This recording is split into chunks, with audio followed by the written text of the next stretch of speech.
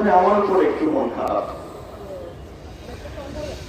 বলতেন বহু বছর ধরে আমি তোমাদের সাথে কাজ করি, যদি আমার কোনো ভুল ত্রুটি হয় আমি তো চলে যাচ্ছি আজকের পরে তো আর তোমাদের চোখে চোখ রাখতে পারবো না, অভিমান জানাতে পারবো না, তোমাদের অভিমান শুনতেও পারবো না, ক্ষমা করে দিও, এটা বলতেন।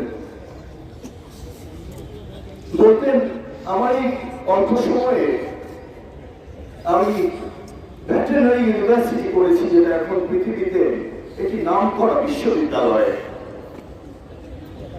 বলতেন চেষ্টা করেছিলাম, হয়ে গেছে কিভাবে, খুব বিনয়িত, কখনো নিজের ঘাড়ে নিজের ক্রেডিট গুলো ভাবে নিতেন না। বলতেন একটা গণঅভ্যুত্থানে 4 জন শহীদ এনএমজে কলেজ করেছি বাকলিয়ায়, খুব নীরবে করেছি, যেন আবার কোনো অ্যাটাক না আসে সেই কলেজ না হওয়ার জন্য। ষড়যন্ত্রের চেষ্টা করেছিলাম, হয়ে গেছে, এটাকে